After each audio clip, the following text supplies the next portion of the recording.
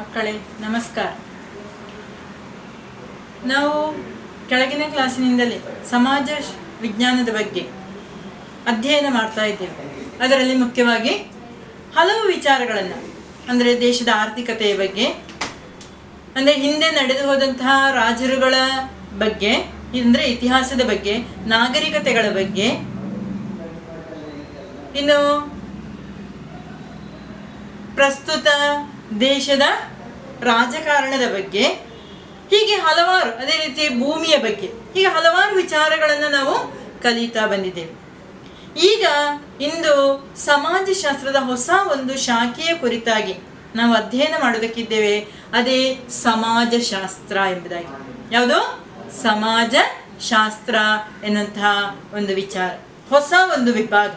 ಹಾಗೆ ಸಮಾಜಶಾಸ್ತ್ರ ಎಂದರೇನು, ಯಾಕೆ ನಾವು ಅಧ್ಯಯನ ಮಾಡಬೇಕು ಎಂಬುದರ ಕುರಿತಾಗಿ ನಾವು ಕೂಲಂಕುಷವಾಗಿ ಈ ಒಂದು ಪಾಠ ಭಾಗದಲ್ಲಿ ನಾವು ಅದನ್ನು ಹೇಗೆ ಅಧ್ಯಯನ ಮಾಡೋದು ಎಂಬುದರ ಕುರಿತಾಗಿ ನಾವು ಚರ್ಚಿಸೋದಕ್ಕೆ ಇದ್ದೇವೆ.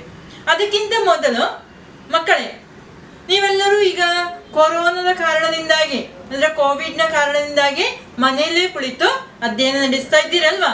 ಹೌದು. ಈಗ ನಿಮ್ಮ ಮನೆಯಲ್ಲಿ ಯಾರೆಲ್ಲ ಇದ್ದಾರೆ? ಅಪ್ಪ, ಅಮ್ಮ, ತಮ್ಮನೋ, ತಂಗಿಯೋ, ಅಣ್ಣನೋ, ಅಕ್ಕನೋ ಇದ್ದಾರೆ ಅಲ್ವಾ? ಹೌದು.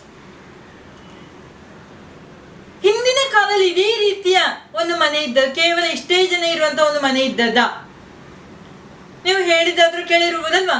ಕೆಲವು ಮನೆಗಳಲ್ಲಿ, ನಿಮ್ಮ ಕ್ಲಾಸಿನಲ್ಲಿ ಕೆಲವು ಮಕ್ಕಳ ಮನೆಯಲ್ಲಿ ತುಂಬಾ ಜನ ಇದ್ದಾರೆ ಅಲ್ವಾ? ಅಂದ್ರೆ ಅವರ ಅಜ್ಜ, ಅಜ್ಜಿ, ಮಾವ, ಚಿಕ್ಕಮ್ಮ, ಚಿಕ್ಕಪ್ಪ, ಈ ರೀತಿಯಾಗಿ ಅಲ್ವಾ? ಹೌದು. ನೋಡಿಲೆ, ನಾನು ಯಾಕೆ ಹೇಳಿದೆ ಅಂತ ಹೇಳಿದ್ರೆ, ಹಿಂದಿನ ಕಾಲದ ಆ ಒಂದು ಕುಟುಂಬದ ಬಗ್ಗೆ, ನೀವು ಅಣು ಕುಟುಂಬ ಮತ್ತು ಅವಿಭಕ್ತ ಕುಟುಂಬದ ಬಗ್ಗೆ ಹಿಂದಿನ ತರಗತಿಗಳಲ್ಲಿ ನೀವು ಕಲಿತುಕೊಂಡಿದ್ದೀರಾ. ಈಗ ಅವಿಭಕ್ತ ಕುಟುಂಬದ ಒಂದು ಸನ್ನಿವೇಶವನ್ನ ನಾವಿಲ್ಲಿ ಒಂದು ಕಥೆಯಲ್ಲಿ ಓದೋಣ. ಒಮ್ಮೆ ಆ ಕಡೆಗೆ ಗಮನ ಹರಿಸಿ. ಪ್ರಸಿದ್ಧ ಸಾಹಿತಿಯೇ ಆದಂತಹ ಎಂ.ಟಿ. ವಾಸುದೇವನ್ ನಾಯರ್ ಅವರ ನಾಲ್ಕಟ್ಟೆ ಅನ್ನೋ ಒಂದು ಕಾದಂಬರಿಯ ಒಂದು ಭಾಗವನ್ನ ಇಲ್ಲಿ ಕೊಡಲಾಗಿದೆ. ನಾನು ಓದ್ತೇನೆ, ಕೇಳಿಸಿಕೊಳ್ಳಿ. ಅದರ ಒಂದು ಸಣ್ಣ ಒಂದು ಭಾಗ. ಎಂದಿಗಿಂತಲೂ ತಡವಾಗಿ ಅಪ್ಪುಣ್ಣಿಯು ಶಾಲೆಗೆ ಹೊರಟನು. ಬೆಳಿಗ್ಗೆ ಗಂಜಿ ಸಿಗಲು ತಡವಾಯಿತು. ಕೆಲವು ದಿನಗಳಿಂದ ಸರಿಯಾದ ಸಮಯಕ್ಕೆ ಆಹಾರವಿಲ್ಲ. ಬೀಜವನ್ನು ಸಂಪೂರ್ಣವಾಗಿ ತೆಗೆದು ಖರ್ಚು ಮಾಡಿ ಆಯಿತು. ಕಣಜದಲ್ಲಿದ್ದ ಭತ್ತವನ್ನು ದೊಡ್ಡ ಮಾವ ಗಾಡಿಯವರಿಗೆ ಮಾರಿದ್ದನು. ಭತ್ತವನ್ನು ಕೇಳಲು ಹೋದರೆ ಬೈಗಳನ್ನು ಸಹಿಸಲೇಬೇಕು. ಮಾವಂದಿರೋ ಮನೆಯಲ್ಲಿರುವುದು ಕೆಲವು ದಿನಗಳು ಮಾತ್ರ. ಅವರು ತೋಟಕ್ಕೆ ಹೋದರೆ ತಿರುಗಿ ಬರುವುದು ಕೆಲವು ದಿನಗಳು ಮಾತ್ರ. 8-10 ದಿನಗಳು ಕಳೆದು ಅಡಿಕೆ ಕೊಯ್ಯಲು ಮತ್ತು ತೆಂಗಿನಕಾಯಿ ಕೊಯ್ಯಲು ಇದ್ದರೆ ಅವರು ಪುನಃ ತೋಟಕ್ಕೆ ಹೋಗುತ್ತಾರೆ. ಮನೆಯ ಖರ್ಚನ್ನು ನೋಡಬೇಕಾದುದು ತನ್ನ ಜವಾಬ್ದಾರಿಯಲ್ಲ ಎಂಬ ಭಾವನೆ ಅವರಿಗಿದೆ. ಮನೆಯ ಆಹಾರದ ವಿಚಾರದಲ್ಲಿ ಸಣ್ಣ ಮಾವನಿಗೂ ಗಮನವಿಲ್ಲ. ಸಮಯಕ್ಕಾಗುವಾಗ ಆಹಾರವಿಲ್ಲದಿದ್ದರೆ ಮೀನಾಕ್ಷಿ ಅಕ್ಕನನ್ನು ಬೈಯುತ್ತಾರೆ. ಅವರು ಹತ್ತಿರದ ಮನೆಗಳಿಂದ ಭತ್ತವನ್ನು, ಅಕ್ಕಿಯನ್ನು ಸಾಲ ಪಡೆಯಲು ಹೋಗುವಾಗ ಆಗಾಗ ಅವರು ಹೇಳುವುದುಂಟು, ಎಲ್ಲ ನನ್ನ ಯೋಗ. ನೋಡಿಲೆ, ಕಾದಂಬರಿಯಲ್ಲೇ ಇಲ್ಲಿ ಸಾಹಿತಿ ಏನ್ ಮಾಡಿದ್ದಾರೆ? ಕೆಲವು ಸಮುದಾಯದಲ್ಲಿ ಅಸ್ತಿತ್ವದಲ್ಲಿರುವಂತಹ ಅವಿಭಕ್ತ ಕುಟುಂಬದಲ್ಲಿ ಅಲ್ಲಿನ ಸಂಪ್ರದಾಯದಲ್ಲಿ ಇರುವಂತಹ ಒಂದು ಬದಲಾವಣೆ. ಅಂದ್ರೆ ಬಹಳ ಹಿಂದೆ ಎಲ್ಲರೂ ಒಟ್ಟಾಗಿ ದುಡಿತಾ ಇದ್ರು, ಒಟ್ಟಾಗಿ ಕುಳಿತುಕೊಂಡು ಊಟ ಮಾಡ್ತಾ ಇದ್ರು, ಬೇಕಾದ ಎಲ್ಲರೂ ಒಂದಾಗಿ ಅಂದ್ರೆ ಮನೆಯ ಹಿರಿಯನಾದವನು ಸಂಪೂರ್ಣ ಜವಾಬ್ದಾರಿಯನ್ನು ವಹಿಸಿಕೊಳ್ತಾ ಇದ್ದ. ಅದನ್ನ ಇಲ್ಲಿ ಸಾಹಿತಿ ತನ್ನ ಕಲ್ಪನೆಯಲ್ಲಿ ಹೇಗಿದೆ ಎಂಬುದನ್ನ ಈ ಕಾದಂಬರಿಯಲ್ಲಿ ಸೂಚಿಸಿದ್ದಾರೆ ಅಲ್ವಾ. ನೋಡಿ, ಇನ್ನೊಂದು ವಿಭಾಗವನ್ನು ಕೊಟ್ಟಿದ್ದನಲ್ಲಿ ಇದನ್ನ ರಾಬಿನ್ ಜೆಫ್ರಿ, ಒಬ್ಬ ಸಮಾಜ ವಿಜ್ಞಾನಿ, ತಮ್ಮ ಸಂಶೋಧನೆಯ ಮೂಲಕ ಇದೇ ಸನ್ನಿವೇಶವನ್ನ ಅಂದ್ರೆ ಅವಿಭಕ್ತ ಕುಟುಂಬದ ಒಂದು ಸನ್ನಿವೇಶವನ್ನ ಸಂಶೋಧನೆ ಮಾಡಿ ಅದರ ಒಂದು ಅವರ ತೀರ್ಮಾನಗಳೇನುಂಟು, ಅವರ ಸಂಶೋಧನೆಗಳೇನು, ಅವರ ನಿರೀಕ್ಷಣೆಗಳೇನುಂಟು ಅದನ್ನ ಪ್ರಸ್ತುತಪಡಿಸಿದ್ದಾರೆ. ನೋಡಿಲಿ, ನಾನು ಓದ್ತೇನೆ, ಒಂದ್ಸಲ ಕೇಳಿಸಿಕೊಳ್ಳಿ.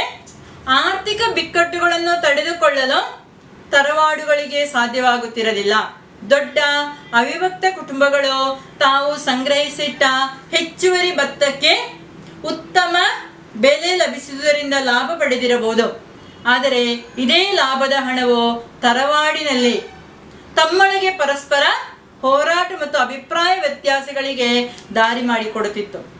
ಸಣ್ಣ ತರವಾಡುಗಳಿಗೆ ಸಂಬಂಧಿಸಿದಂತೆ ಗುಲಾಮ ಪದ್ಧತಿಯನ್ನು ನಿಲ್ಲಿಸಿದುದು, ಕಾರ್ಮಿಕರ ಕೂಲಿ ಹೆಚ್ಚು ಮಾಡಿದುದು, ಭತ್ತದ ಬೆಲೆ ಹೆಚ್ಚಾದುದು ಅವರನ್ನು ಆರ್ಥಿಕ ಸಂಕಷ್ಟಕ್ಕೆ ಈಡು ಮಾಡಿತು. ಅದಕ್ಕಿಂತಲೂ ಹೆಚ್ಚು ತರವಾಡಿನ ಸದಸ್ಯರು ಅವಿಭಕ್ತ ಕುಟುಂಬದ ಹಿತಾಸಕ್ತಿಗಿಂತಲೂ ತಮ್ಮ ಸ್ವಹಿತಾಸಕ್ತಿಗೆ ಹೆಚ್ಚಿನ ಪ್ರಾಧಾನ್ಯತೆಯನ್ನು ನೀಡಿದರು.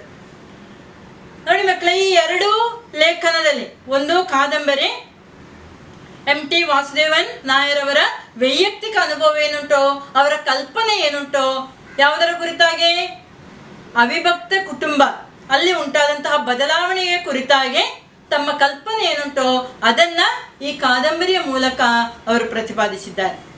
ಅದರಲ್ಲಿ ರಾಬಿನ್ ಜೆಫ್ರಿ ಅವರು ವೈಜ್ಞಾನಿಕ ರೀತಿಯಲ್ಲಿ ತಾವು ಸಂಗ್ರಹಿಸಿದಂತಹ ಮಾಹಿತಿ ಯಾವುದರ ಕುರಿತಾಗಿ, ಅವಿಭಕ್ತ ಕುಟುಂಬದ ಕುರಿತಾಗಿ ಅದನ್ನು ವಿಶ್ಲೇಷಿಸಿ ತಮ್ಮ ನಿಗಮನಗಳಿಗೆ ತಲುಪಿ ಈ ಒಂದು ಲೇಖನವನ್ನ ಅವರು ಬರೆದಿದ್ದಾರೆ. ಈಗ ಈ ಎರಡೂ ಲೇಖನದಲ್ಲಿ ಅವರು ಅನುಸರಿಸಿದಂತಹ ರೀತಿಯನ್ನು ನಾವು ಪರಿಶೀಲಿಸಿದಾಗ ಅದು ವ್ಯತ್ಯಸ್ತವಾಗಿದೆ ಅಲ್ವಾ. ಏನಾಗಿದೆ? ಅವುಗಳು ವ್ಯತ್ಯಸ್ತವಾಗಿದೆ. ನಾಲ್ಕೆಟ್ ಎನ್ನುವಂತಹ ಕಾದಂಬರಿ ಒಂದು ಕಾದಂಬರಿ ಎನ್ನುವಂತಹ ಒಂದು ಸಾಹಿತ್ಯ ರೂಪ. ಅಲ್ಲಿ ಕಾಲ್ಪನಿಕತೆ ಅಂದ್ರೆ ಕಲ್ಪನೆ, ಕವಿಯ ಸಾಹಿತ್ಯ ಕಲ್ಪನೆಯನ್ನು ನಾವು ಕಾಣಬಹುದು. ಇನ್ನು ಭಾವನಾತ್ಮಕವಾದಂತಹ ಪ್ರತಿಕ್ರಿಯೆ ಏನಿದೆ, ಭಾವನಾತ್ಮಕವಾದಂತಹ ಪ್ರತಿಕ್ರಿಯೆ. ಇನ್ನು ರಾಬಿನ್ ಜೆಫ್ರಿ ಅವರ ಲೇಖನವು ನಾಯರ್ ಒಡೆತನಗಳ ಪತನ ಎನ್ನುವಂತಹ ಒಂದು ಲೇಖನದ ಅದರಲ್ಲಿ ಸಂಶೋಧನಾತ್ಮಕವಾಗಿ ಅವರು ಅಂದ್ರೆ ಆ ಒಂದು ನಾಯರ್ ಒಡೆತನದಲ್ಲಿರುವಂತಹ ಅವಿಭಕ್ತ ಕುಟುಂಬಗಳ ಕುರಿತಾಗಿ ಸಂಶೋಧನೆ ನಡೆಸಿ ಅಲ್ಲಿ ಏನು ಸ್ಪಷ್ಟವಾಗಿ ನಡೀತಾ ಇದೆ ಅದನ್ನ ವಸ್ತುನಿಷ್ಠತೆ ಸಂಶೋಧನೆ ನಡೆಸಿ ವಸ್ತುನಿಷ್ಠತೆ ಇದೆ, ಯುಕ್ತಿಪೂರ್ಣವಾದಂತಹ ವಿಶ್ಲೇಷಣೆ ಅಂದ್ರೆ ನಿಜವಾಗಿ ಕೊನೆಯಲ್ಲಿ ಏನಾಗ್ತದೆ ಅದನ್ನ ಅಲ್ಲಿ ಸ್ಪಷ್ಟವಾಗಿ ಹೇಳ್ಬೋದು. ಅಂದ್ರೆ ಒಂದು ಕಡೆಯಲ್ಲಿ ಸೃಜನಾತ್ಮಕವಾದಂತಹ ರಚನೆ, ಕಾದಂಬರಿಯ ರಚನೆ, ಇನ್ನೊಂದು ಕಡೆಯಲ್ಲಿ ರಾಬಿನ್ ಜೆಫ್ರಿ ಅವರು ಅನ್ವೇಷಣೆ ನಡೆಸಿ ಆ ಮೂಲಕ ರಚಿಸಿದ್ದಾರೆ. ಹಾಗಾದ್ರೆ ಮೊದಲನೇದು ಸೃಜನಾತ್ಮಕವಾದಂತಹ ರಚನೆ, ಕಲ್ಪನೆ, ಭಾವನಾತ್ಮಕವಾಗಿ ಬಂದಂತಹ ರೂಪವೇ ಈ ಕಾದಂಬರಿ ಎನ್ನುವಂಥದ್ದು. ಇನ್ನೊಂದು ಕಡೆಯಲ್ಲಿ ಅವಿಭಕ್ತ ಕುಟುಂಬದ ಕುರಿತಾಗಿ ಅಂದ್ರೆ ನಾಯರ್ ಒಡೆತನದ ಪತನ ಉಂಟಾಗುವುದಕ್ಕೆ ಕಾರಣ ಏನು ಎಂಬುದನ್ನ ಏನ್ ಮಾಡಿದರೆ ಸಂಶೋಧನಾತ್ಮಕವಾಗಿ ಅದನ್ನು ಅಧ್ಯಯನ ಮಾಡಿ ಆ ಮೂಲಕ ಅದನ್ನ ಕಂಡುಕೊಂಡಿದ್ದಾರೆ ರಾಬಿನ್ ಜೆಫ್ರಿ ಅವರು. ಅಂದ್ರೆ ಸಮಾಜಶಾಸ್ತ್ರ ಕಲಿಕೆಗಳೊಳಗೆ ಅದನ್ನ ಸಮಾಜಶಾಸ್ತ್ರದ ಅಂದ್ರೆ ಸಮಾಜದ ಕುರಿತಾಗಿ, ಸಮಾಜದಲ್ಲಿರುವಂತಹ ವಿವಿಧ ವಿಷಯಗಳ ಕುರಿತಾಗಿ ಅವರು ಅಧ್ಯಯನ ನಡೆಸಿರುವಂಥದ್ದು. ಹಾಗಾದ್ರೆ ಈ ಸಮಾಜಶಾಸ್ತ್ರದ ಕಲಿಕೆ ಮತ್ತು ಸೃಜನಾತ್ಮಕ ರಚನೆ ಇವುಗಳಿಗಿರುವಂತಹ ವ್ಯತ್ಯಾಸ ಏನು? ಯಾವುದಕ್ಕೆ? ಸಮಾಜಶಾಸ್ತ್ರದ ಕಲಿಕೆ ಮತ್ತು ಸೃಜನಾತ್ಮಕ ರಚನೆಗಿರುವಂಥ ವ್ಯತ್ಯಾಸವೇನು ಎಂಬುದನ್ನ ಒಂದು ಸಲ ಇಲ್ಲಿ ಗಮನಿಸಿ. ಸೃಜನಾತ್ಮಕ ರಚನೆ ಕಲ್ಪನೆ, ಸೃಜನಶೀಲತೆ ಎಂಬುವುಗಳನ್ನು ಉಪಯೋಗಿಸಿ ರಚಿಸಲಾಗುವುದು ಅಥವಾ ಇಮ್ಯಾಜಿನೇಷನ್, ಕ್ರಿಯೇಟಿವಿಟಿ ಅನ್ನುವಂಥದ್ದು. ಸಮಾಜಶಾಸ್ತ್ರ ಕಲಿಕೆ ಅಂದರೆ ಸಾಮಾಜಿಕ ವಿದ್ಯಮಾನದ ವಿಷಯಗಳನ್ನ ವೈಜ್ಞಾನಿಕವಾಗಿ ವಿಶ್ಲೇಷಣೆ ಮಾಡಲಾಗುತ್ತದೆ. ಅದು ಯಾಕೆ ಹಾಗೆ ಅನ್ನುವಂಥ ಚಿಂತನೆಯ ಮೂಲಕ ಯಾವ ರೀತಿಯಲ್ಲಿ ಬದಲಾವಣೆ ಆಯಿತು ಎಂಬುದನ್ನ ಚಿಂತನೆಯ ಮೂಲಕ ಅಧ್ಯಯನ ನಡೆಸಿ ವಿಶ್ಲೇಷಣೆ ಮಾಡಲಾಗುವುದು. ಇನ್ನು ಕಾದಂಬರಿಯಲ್ಲಿ ಸೃಜನಾತ್ಮಕ ರಚನೆಯಲ್ಲಿ ಸಾಮಾಜಿಕ ಘಟಕಗಳನ್ನು ಸೌಂದರ್ಯಾತ್ಮಕ ಹಂತಗಳಲ್ಲಿ ಆವಿಷ್ಕರಿಸಲಾಗುತ್ತದೆ. ಏನಾಗ್ತದೆ? ಸೌಂದರ್ಯಾತ್ಮಕವಾದ ಘಟಕಗಳನ್ನು, ಸಾಮಾಜಿಕ ಘಟಕಗಳನ್ನು ಅತ್ಯಂತ ಉತ್ತಮವಾದಂತಹ ರೀತಿಯಲ್ಲಿ ಅಲ್ಲಿ ಆವಿಷ್ಕರಿಸಿ ಜನರು ಅದನ್ನ ಇನ್ನೂ ಓದಬೇಕೆನ್ನಂತ ಒಂದು ಕುತೂಹಲ ಜನರಲ್ಲಿ ಉಂಟಾಗಬೇಕಲ್ವಾ, ಆ ರೀತಿಯಲ್ಲಿ ಸಾಮಾಜಿಕ ಘಟಕಗಳನ್ನ ಈ ಕಾದಂಬರಿಯಲ್ಲಿ ಆವಿಷ್ಕರಿಸಲಾಗಿದೆ. ಅಂದ್ರೆ ಆ ಸೌಂದರ್ಯಾತ್ಮಕ ಹಂತದಿಂದ ಜನರನ್ನ ಆಕರ್ಷಣೆ ಮಾಡಬೇಕು, ಓದುಗರನ್ನ ಆಕರ್ಷಣೆ ಮಾಡಬೇಕು. ಹಾಗಾದ್ರೆ ಸಮಾಜಶಾಸ್ತ್ರ ಕಲಿಕೆಯಲ್ಲಿ ಸಮಾಜದ ವಾಸ್ತವಿಕತೆಯನ್ನ ಕಾರ್ಯಕಾರಣ ಸಂಬಂಧದ ಆಧಾರದಲ್ಲಿ, ಕಾಸ್ ಅಂಡ್ ಇಫೆಕ್ಟ್, ಕಾರ್ಯಕಾರಣ ಸಂಬಂಧದ ಆಧಾರದಲ್ಲಿ ಅದನ್ನ, ಅಂದ್ರೆ ಅದಕ್ಕೆ ಕಾರಣ ಏನೋ, ಯಾವ ಕಾರ್ಯಗಳು ನಡೀತಾ ಇವೆ ಎಂಬುದನ್ನು ಸ್ಪಷ್ಟವಾಗಿ ಅಲ್ಲಿ ವಿಶ್ಲೇಷಣೆ ಮಾಡಲಾಗ್ತದೆ. ಇನ್ನೊಂದು ವ್ಯತ್ಯಾಸ, ಸೃಜನಶೀಲ ರಚನೆಗಳು ಆಸ್ವಾದನೆಯ ಉದ್ದೇಶವನ್ನು ಇಟ್ಟುಕೊಂಡಿವೆ. ಅಂದರೆ ಜನರದನ್ನ ಆ ಕಾದಂಬರಿಯನ್ನ ಅಥವಾ ಯಾವುದೇ ಸಾಹಿತ್ಯವನ್ನ ಓದುವಾಗ ಆಸ್ವಾದನೆ ಮಾಡಬೇಕು,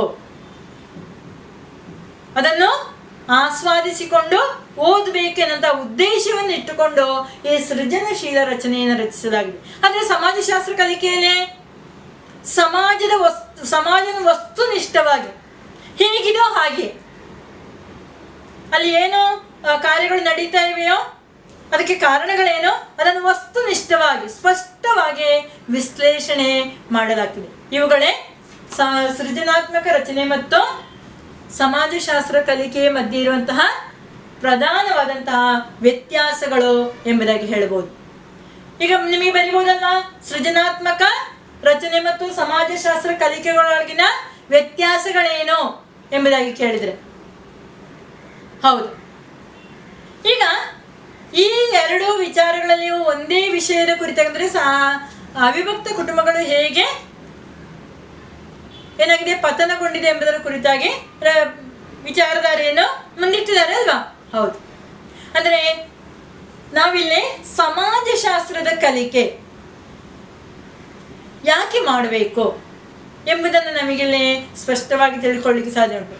ಹಾಗೆ ಸಮಾಜಶಾಸ್ತ್ರ ಎನ್ನುವಂಥದ್ದು ಸಮಾಜ ವಿಜ್ಞಾನದ ಒಳಗಿರುವಂತ ಒಂದು ಭಾಗ.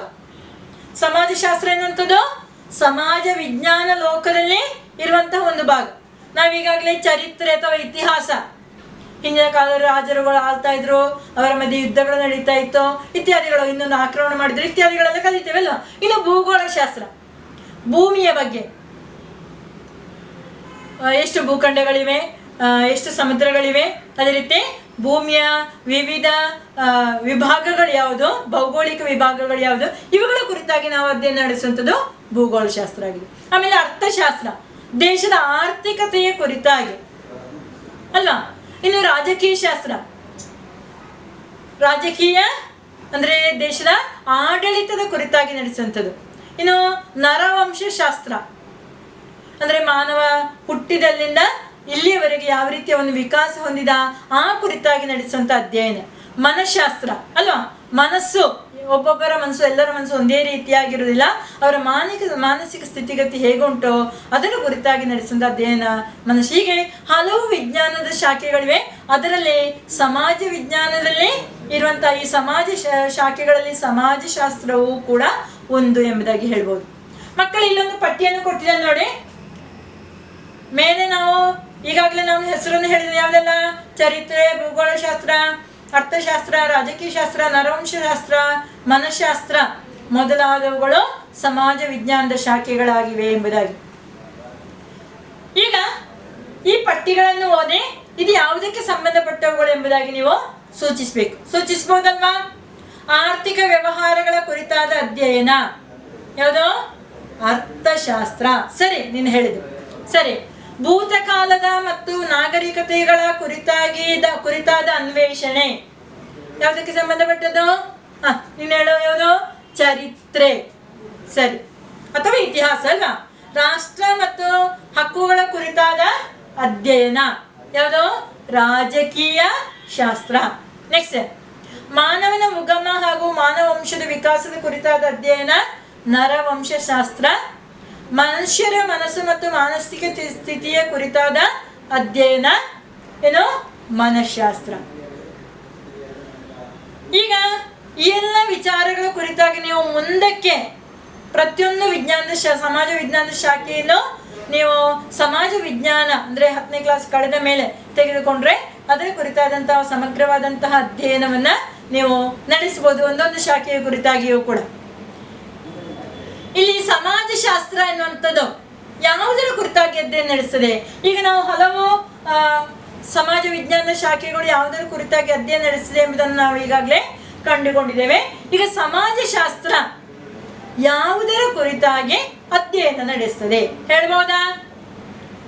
ಸಮಾಜಶಾಸ್ತ್ರವು ಮಾನವ ಮತ್ತು ಸಾಮಾಜಿಕ ಪರಿಸರಗಳೊಳಗಿನ ಸಂಬಂಧವನ್ನು ಸಮಗ್ರವಾಗಿ ಅಧ್ಯಯನ ನಡೆಸುವ ಒಂದು ಶಾಸ್ತ್ರ. ಅಂದ್ರೆ ಮಾನವ ಮತ್ತು ಸಾಮಾಜಿಕ ಪರಿಸರಗಳೊಳಗಿನ ಸಂಬಂಧವನ್ನ ಸಮಗ್ರವಾಗಿ ಅಧ್ಯಯನ ನಡೆಸುವಂಥದ್ದು. ಹೀಗೆ ಸಮಾಜ ವಿಜ್ಞಾನವು ವಿವಿಧ ಶಾಖೆಗಳನ್ನು ಹೊಂದಿದೆ. ಅದರಲ್ಲಿ ಸಮಾಜಶಾಸ್ತ್ರವು ಎನ್ನುವಂಥದ್ದು ಒಂದು ಶಾಖೆಯಾಗಿದೆ ಎಂಬುದನ್ನ ನಾವೀಗಾಗಲೇ ಚರ್ಚಿಸಿ ಆಯ್ತಲ್ಲ ಮಕ್ಕಳೇ? ಹಾಗಾದ್ರೆ ಈ ಸಮಾಜಶಾಸ್ತ್ರ ಎನ್ನುವಂತಹ ಒಂದು ಶಾಖೆ, ಸಮಾಜ ವಿಜ್ಞಾನದಲ್ಲಿ ಸಮಾಜಶಾಸ್ತ್ರ ಎನ್ನುವಂತಹ ಶಾಖೆಯ ಉಗಮಕ್ಕೆ ಅಥವಾ ಯಾವಾಗ ಉಗಮವಾಯಿತು ಅಥವಾ ಇದರ ಕುರಿತಾಗಿ ನಾವೀಗ ಚರ್ಚಿಸಬೇಕಲ್ವಾ? ಹೌದು, ನಾವು ಪ್ರಾರಂಭದ ಪಾಠದಲ್ಲಿ ಅಮೆರಿಕಾದ ಕ್ರಾಂತಿ, ಫ್ರಾನ್ಸಿನ ಕ್ರಾಂತಿ, ಅದಕ್ಕಿಂತ ಮೊದಲು ಹಿಂದಿನ ಕ್ಲಾಸ್ನಲ್ಲಿ ಕೈಗಾರಿಕಾ ಕ್ರಾಂತಿಗಳ ಬಗ್ಗೆ ನಾವು ಅಧ್ಯಯನ ನಡೆಸಿದ್ದೇವಲ್ವ ಮಕ್ಕಳೇ? ಹೌದು, ಎಲ್ಲರೂ ಕೂಡ ಅದನ್ನು ತಮ್ಮ ತಲೆಯಲ್ಲಿ ತುಂಬಿಸಿಕೊಂಡಿದ್ದೀರಲ್ವಾ? ನೆನಪುಂಟು ಎಲ್ಲರಿಗೂ ಕೂಡ. ಸಾಮಾನ್ಯವಾಗಿ ಈ ಒಂದು ಕಾಲಘಟ್ಟವನ್ನ ಏನು ಕರೀತಾರೆ? ಕ್ರಾಂತಿಗಳ ಯುಗ ಎಂಬುದೇ ಕರೀತಾರೆ. ಏನು ಕರೀತಾರೆ? 19ನೇ ಶತಮಾನವನ್ನು ಚರಿತ್ರೆಯಲ್ಲೇ ಅಂದ್ರೆ ಅನೇಕ ಕ್ರಾಂತಿಗಳು ನಡೆದಂತಹ ಕಾಲ. ಕೈಗಾರಿಕಾ ಕ್ರಾಂತಿ ನಡೆಯಿತು, ಅಮೆರಿಕಾದ ಕ್ರಾಂತಿ, ಫ್ರಾನ್ಸಿನ ಕ್ರಾಂತಿ, ಚೀನಾದಲ್ಲಿ, ರಷ್ಯಾದಲ್ಲಿ, ಲ್ಯಾಟಿನ್ ಅಮೆರಿಕಾಗಳಲ್ಲಿ, ಅದೇ ರೀತಿ ನಂತರ ಜಗತ್ತಿನ ವಿವಿಧ ಭಾಗಗಳಲ್ಲಿ ಕ್ರಾಂತಿಗಳು ನಡೆದವು. ಈಗ ಅದರಲ್ಲಿ ಸಮಾಜಶಾಸ್ತ್ರ ಎನ್ನುವಂತಹ ಶಾಖೆಯ ಉಗಮಕ್ಕೆ ದಾರಿ ಮಾಡಿಕೊಟ್ಟಂತಹ ಕ್ರಾಂತಿಗಳು ಯಾವುದೆಲ್ಲ? ಯಾವುದಕ್ಕೆ? ಸಮಾಜಶಾಸ್ತ್ರವೆಂಬ ಶಾಖೆಯ ಉಗಮಕ್ಕೆ ದಾರಿ ಮಾಡಿಕೊಟ್ಟಂತಹ ಈ ಕ್ರಾಂತಿಗಳು. ಎಲ್ಲ ಕ್ರಾಂತಿಗಳಲ್ಲ, ಅದರಲ್ಲಿ ಮುಖ್ಯವಾಗಿ 3 ಕ್ರಾಂತಿಗಳು. ಎಷ್ಟು? 3. ಯಾವುದೆಲ್ಲ ನೋಡಿ ಅಂತ ಒಂದ್ಸಲ. ಯಾವುದು? ಜ್ಞಾನೋದಯ ಅಥವಾ ವೈಜ್ಞಾನಿಕ ಕ್ರಾಂತಿ, ಇನ್ನೊಂದು ಫ್ರಾನ್ಸಿನ ಕ್ರಾಂತಿ, ಮತ್ತೊಂದು ಕೈಗಾರಿಕಾ ಕ್ರಾಂತಿ. ಕೈಗಾರಿಕಾ ಕ್ರಾಂತಿ ಮೊತ್ತ ಮೊದಲು ಇಂಗ್ಲೆಂಡ್ ನಡೆಯಿತು. ಅಂದ್ರೆ ಇದೆಲ್ಲ ನಡೆದಕ್ಕೂ ಮುಖ್ಯವಾಗಿ ಕಾರಣ ಏನು? ಹೇಳಿ. ಭಾರತಕ್ಕೆ ಇರುವಂತಹ ಸಂಪರ್ಕ ಕಡಿದು ಹೋದುದಲ್ವಾ? ಕಾನ್ಸ್ಟಾಂಟಿನೋಪಲ್ನ ಪತನದ ನಂತರ ಈ ಎಲ್ಲ ಕ್ರಾಂತಿಗೂ ಕಾರಣ. ಅದರಲ್ಲಿ ಮೊದಲು ನಡೆದದ್ದು ಜ್ಞಾನೋದಯ ಅಥವಾ ವೈಜ್ಞಾನಿಕ ಕ್ರಾಂತಿ. ನಮಗೆ ಭೂಮಿ ದುಂಡಗಿದೆ, ಹೇಗಾದ್ರೂ ಭೂಮಿಯನ್ನ ಭಾರತಕ್ಕೆ ನಾವು ಯಾವ ಭಾಗದಲ್ಲಿ ಹೋದ್ರೂ ಭಾರತಕ್ಕೆ ತಲುಪುವುದೆನ್ನಂತ ಉದ್ದೇಶ ಅವರಲ್ಲಿ. ಒಂದು ಉದ್ದೇಶದಿಂದ ಜನರ ಜ್ಞಾನ ಹೆಚ್ಚಾಗ್ತಾ ಬಂತು, ವೈಜ್ಞಾನಿಕ ರಂಗದಲ್ಲಿ ಕ್ರಾಂತಿಗಳು ಉಂಟಾದ, ಹೊಸ ಹೊಸ ಸಂಶೋಧನೆಗಳು ಉಂಟಾದವು. ಅದರ ಪರಿಣಾಮ ಕೈಗಾರಿಕಾ ಕ್ರಾಂತಿ ಉಂಟಾಯಿತು. ಕೈಗಾರಿಕಾ ಕ್ರಾಂತಿಯ ನಂತರ ಸಮುದ್ರ ಮಾರ್ಗವನ್ನು ಕಂಡುಹುಡುಕಿದ್ರು, ಹೊಸ ಹೊಸ ಭೂಖಂಡಗಳನ್ನು ಕಂಡುಹುಡುಕಿದ್ರು. ಆ ನಂತರ ಅಮೆರಿಕದ ಕ್ರಾಂತಿ ಉಂಟಾಯಿತು. ಆ ನಂತರ ಉಂಟಾದದ್ದು 1789ರಲ್ಲಿ ಯಾವುದು? ಫ್ರಾನ್ಸಿನ ಕ್ರಾಂತಿ.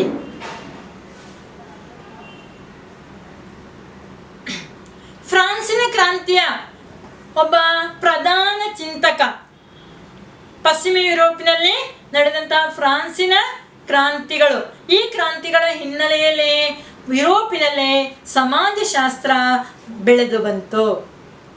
ಫ್ರೆಂಚ್ ಚಿಂತಕನಾದಂತಹ ಫ್ರಾನ್ಸಿನ ಕ್ರಾಂತಿಯ ಸಂದರ್ಭದಲ್ಲಿ ಉದಯಿಸಿದಂತಹ ಒಬ್ಬ ಫ್ರೆಂಚ್ ಚಿಂತಕ ಆಗಸ್ಟ್ ಕಾಮ್ಟೆ, ಈತನು ಸಮಾಜಶಾಸ್ತ್ರದ ಬೆಳವಣಿಗೆಗೆ ಅಥವಾ ಉಗಮಕ್ಕೆ ಕಾರಣನಾದವನು.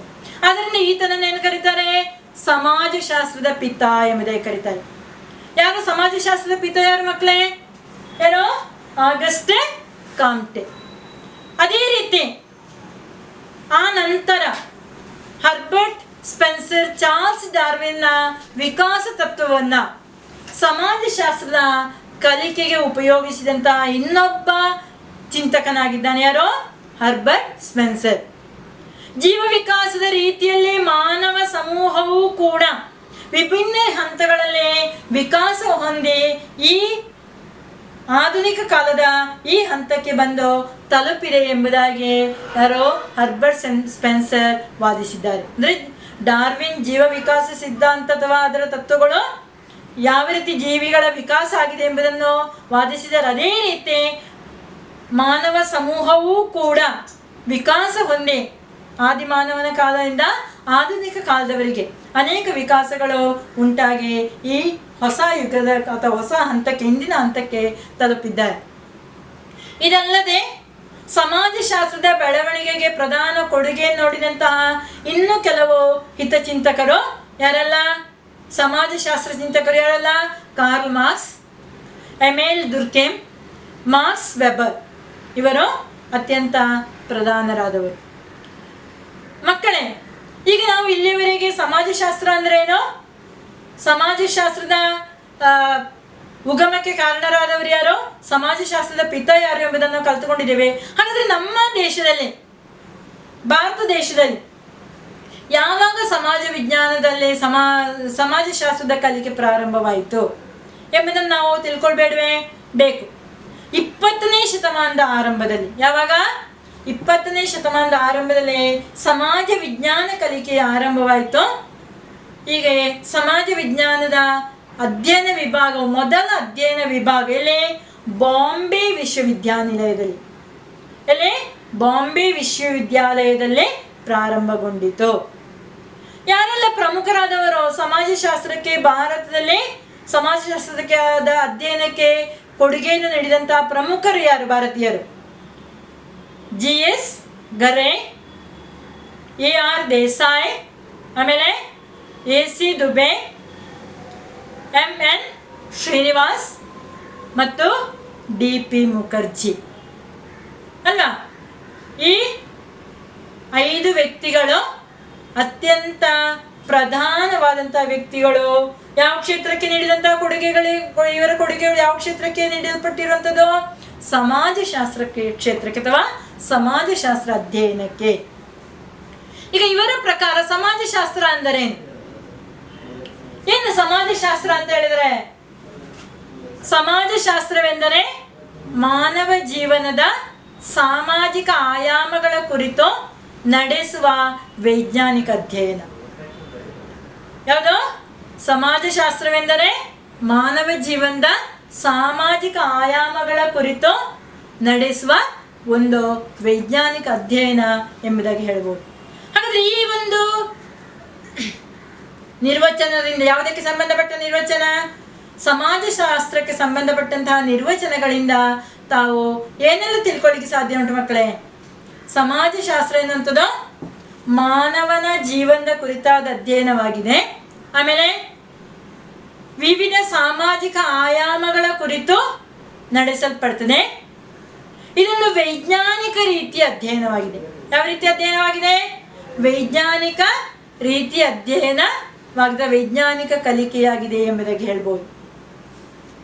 ಅಂದ್ರೆ ಮಾನವ ಮತ್ತು ಅವನ ಸುತ್ತಮುತ್ತಲಿರುವಂತಹ ಪರಿಸರಗಳನ್ನ, ಅಂದ್ರೆ ಸಾಮಾಜಿಕ ಸಂಬಂಧ ಹೊಂದಿರುವಂತಹ ವಿವಿಧ ಆಯಾಮಗಳು, ಅವುಗಳ ಕುರಿತಾದಂತಹ ಒಂದು ಸಮಗ್ರವಾದ ಅಧ್ಯಯನವಾಗಿದೆ. ಯಾವುದೋ? ಯಾವ ರೀತಿ ಅಧ್ಯಯನ? ವೈಜ್ಞಾನಿಕ ಅಧ್ಯಯನ. ಸಮಾಜಶಾಸ್ತ್ರ ಅಂದ್ರೆ ಸಮಾಜದ ಕುರಿತಾದ ಸಮಗ್ರವಾದ ಅಧ್ಯಯನವೇ ಸಮಾಜಶಾಸ್ತ್ರ ಎಂಬುದಾಗಿ ಪರಿಗಣಿಸಲ್ಪಡ್ತದೆ. ಮಕ್ಕಳೇ, ಈಗ ಸಮಾಜಶಾಸ್ತ್ರ ಅಂದ್ರೆ ಏನು? ಸಮಾಜಶಾಸ್ತ್ರದ ಯಾವುದು ಸಮಾಜಶಾಸ್ತ್ರ ಎಂಬುದಾಗಿ ನಾವು ಚರ್ಚಿಸಿದ್ದೇವೆ. ಈಗ ಯಾಕೆ ಸಮಾಜಶಾಸ್ತ್ರವನ್ನು ನಾವು ಕಲಿಬೇಕು? ಇದರ ಉದ್ದೇಶ ಏನು? ಸಮಾಜಶಾಸ್ತ್ರದ ಕಲಿಕೆ ಯಾಕೆ ಹೇಳ್ಬೋದಾ? ನೋಡಿ, ಕೊಟ್ಟಿದ್ದಾರೆ ಯಾವುದು? ಸಮಾಜಶಾಸ್ತ್ರದ ಕುರಿತಾದ ಸಮಾಜಶಾಸ್ತ್ರವನ್ನು ಅಧ್ಯಯನ ಮಾಡುವಂಥದ್ದು ಅಥವಾ ಅದರ ಕಲಿಕೆ ಮಾಡುವಂಥದ್ದು ಯಾಕೆ? ಸಮಾಜದ ಕುರಿತಾದ ಸರಿಯಾದ ತಿಳುವಳಿಕೆ ರೂಪಿಸಲು ಸಹಾಯಕವಾಗ್ತದೆ. ತನ್ನ ಸಮಾಜ ಇತರ ಸಮಾಜವನ್ನ ವಸ್ತುನಿಷ್ಠವಾಗಿ ತಿಳಿಯಲು, ಅಂದ್ರೆ ನಮ್ಮ ದೇಶದ ಸಮಾಜ ಅಥವಾ ತಾನು ಜೀವಿಸುವಂತಹ ಸಮಾಜ ಅಥವಾ ಇನ್ನೊಂದು ಕಡೆಯಲ್ಲಿರುವಂತಹ ಸಮಾಜ ಹೇಗೆ ಇದೆ, ಅವುಗಳ ಮಧ್ಯೆ ಇರುವಂತಹ ವ್ಯತ್ಯಾಸ ಏನು ಇತ್ಯಾದಿಗಳನ್ನು ತಿಳಿಯೋದಕ್ಕೆ ಬೇಕಾಗಿ ನಾವು ಸಮಾಜಶಾಸ್ತ್ರದ ಕಲಿಕೆ ಮಾಡ್ತೇವೆ. ಮೂರನೇದು ವ್ಯಕ್ತಿಗಳು ಮತ್ತು ಸಾಮಾಜಿಕ ಸಂಸ್ಥೆಗಳೊಳಗಿನ ಸಂಬಂಧ ತಿಳಿದುಕೊಳ್ಳಲು. ಯಾರ ಮಧ್ಯೆ? ಒಬ್ಬ ವ್ಯಕ್ತಿ ಮತ್ತು ಸಮಾಜದಲ್ಲಿರುವಂತಹ ವಿವಿಧ ಸಾಮಾಜಿಕ ಸಂಸ್ಥೆಗಳ ಮಧ್ಯೆ ಯಾವ ರೀತಿ ಸಂಬಂಧ ಇದೆ ಎಂಬುದನ್ನು ತಿಳಿದುಕೊಳ್ಳುವುದಕ್ಕೂ ಕೂಡ ಸಮಾಜಶಾಸ್ತ್ರದ ಕಲಿಕೆ ಅಗತ್ಯವಾಗಿದೆ. ಇನ್ನು ಸಾಮಾಜಿಕ ಸಮಸ್ಯೆಗಳು ಕುರಿತು ಸೂಕ್ಷ್ಮವಾಗಿ ಅಧ್ಯಯನ ಮಾಡಲಾಗ್ತದೆ. ನೀವು ಈಗಾಗಲೇ ಹಿಂದಿನ ತರಗತಿಗಳಲ್ಲಿ ಅಥವಾ ಇದೇ ಹಿಂದಿನ ಅಧ್ಯಾಯಗಳಲ್ಲಿ ವಿವಿಧ ಸಾಮಾಜಿಕ ಸಮಸ್ಯೆಗಳು, ಸಮಾಜದಲ್ಲಿರುವಂತಹ ವಿವಿಧ ಸಮಸ್ಯೆಗಳ ಕುರಿತಾಗಿ ಅಧ್ಯಯನ ನಡೆಸಿದ್ದೀರಲ್ಲ ಅಥವಾ ಕುರಿತಾಗಿ ತಿಳಿದುಕೊಂಡಿದ್ದೀರಿ, ಚರ್ಚಿಸಿದ್ದೀರಿ. ಆಗ ಆ ಸಮಸ್ಯೆಗಳ ಹುಟ್ಟಿಗೆ ಕಾರಣ ಏನು, ಅವುಗಳನ್ನು ಹೇಗೆ ಪರಿಹಾರ ಮಾಡುವುದು ಎಂಬುದನ್ನು ನಾವು ಕಂಡುಕೊಳ್ಬೇಕಾದ್ರೆ ಆ ಸಮಸ್ಯೆಯ ಕುರಿತಾಗಿ ಸೂಕ್ಷ್ಮವಾಗಿ ಅಧ್ಯಯನ ನಡೆಸಬೇಕು. ಇನ್ನು ಸಾಮಾಜಿಕ ಸಮಸ್ಯೆಗಳಿಗೆ ಪರಿಹಾರವನ್ನು ಕಂಡುಹಿಡಿಯಲು, ಈಗಾಗಲೇ ನಾವು ಕಂಡುಕೊಂಡಂತಹ ಸಾಮಾಜಿಕ ಸಮಸ್ಯೆಗಳು ಅದು ಯಾಕೆ ಉಂಟಾಗ್ತದೆ, ಇನ್ನು ಅದಕ್ಕೆ ಹೇಗೆ ಅದನ್ನು ಹೇಗೆ ಪರಿಹರಿಸಬಹುದು ಎಂಬುದರ ಕುರಿತಾಗಿ ತಿಳ್ಕೊಳ್ಬೇಕಾದ್ರೂ ಸಮಾಜಶಾಸ್ತ್ರದ ಕಲಿಕೆ ಅತಿ ಅಗತ್ಯ. ಇನ್ನು ಸಮಾಜ ಕಲ್ಯಾಣ ಯೋಜನೆಗಳ ಮತ್ತು ವಿಕಾಸಕ್ಕೆ ಅಂದ್ರೆ ಜನರ ಕಲ್ಯಾಣ ಸಮಾಜವನ್ನು ಅಭಿವೃದ್ಧಿ ಪಡಿಸಬೇಕು ಮತ್ತು ಸಮಾಜದ ವಿಕಾಸ ಉಂಟಾಗಬೇಕಾದರೂ ಉಪಯೋಗಕ್ಕಾಗಿಯೂ ಕೂಡ ಸಮಾಜಶಾಸ್ತ್ರದ ಕಲಿಕೆ ಅತಿ ಮುಖ್ಯವಾಗಿದೆ. ಇನ್ನು ಸಮಾಜದಲ್ಲಿ ಹಿಂದುಳಿದ ವಿಭಾಗಗಳು, ಶೋಷಿತರು, ತಾರತಮ್ಯ ಮತ್ತು ಪೀಡನೆಗೆ ಒಳಗಾದವರು ಮೊದಲಾದವರಿದ್ದಾರೆ.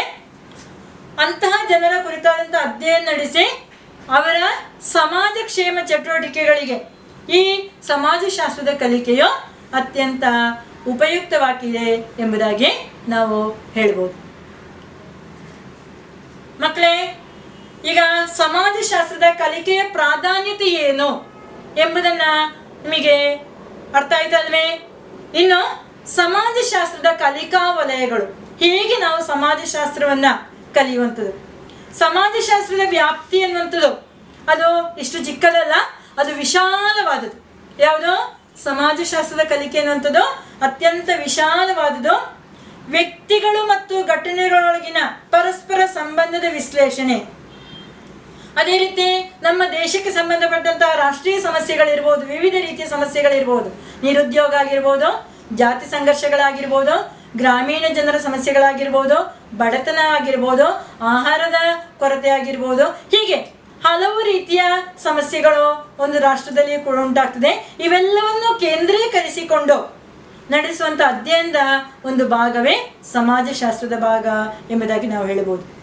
ಹಾಗಾದರೆ ಸಮಾಜಶಾಸ್ತ್ರದ ವಿಶ್ಲೇಷಣೆಗೆ ಒಳಪಟ್ಟಂತಹ ಇಲ್ಲಿಯವರೆಗೆ ಸಮಾಜಶಾಸ್ತ್ರದ ಮೂಲಕ ವಿಶ್ಲೇಷಣೆಗೆ ಒಳಪಟ್ಟಂತಹ ಪ್ರಧಾನ ವಲಯಗಳು ಯಾವುದು ಎಂಬುದನ್ನು ನಾವೀಗ ಒಮ್ಮೆ ನೋಡುವ. ಯಾವುದೆಲ್ಲ? ಸಾಮಾಜಿಕ ಸಂಸ್ಥೆಗಳು, ಆಮೇಲೆ ಸಾಮಾಜಿಕ ಗುಂಪುಗಳು, ಆಮೇಲೆ ಸಾಮಾಜಿಕ ಸಂಬಂಧಗಳು, ಸಾಮಾಜೀಕರಣ, ಸಾಮಾಜಿಕ ನಿಯಂತ್ರಣ, ಸಮುದಾಯ, ಸಾಮಾಜಿಕ ಬದಲಾವಣೆ, ಸಾಮಾಜಿಕ ಸಮಸ್ಯೆಗಳು. ಹೀಗೆ ಸಮಾಜದ ವಿವಿಧ ಭಾಗಗಳನ್ನು ವಿಶ್ಲೇಷಣೆಗೆ ಒಳಪಡಿಸಿ ಆ ಮೂಲಕ ಸಮಸ್ಯೆಗಳು ಯಾವುದು ಅವುಗಳನ್ನು ಪರಿಹಾರ ಮಾಡುವುದಕ್ಕೂ ಕೂಡ ಸಾಧ್ಯ ಆಗಿದೆ. ಅಂದರೆ ಈ ವಿವಿಧ ಆಶಯಗಳಿರುವಂತಹ ವಲಯಗಳ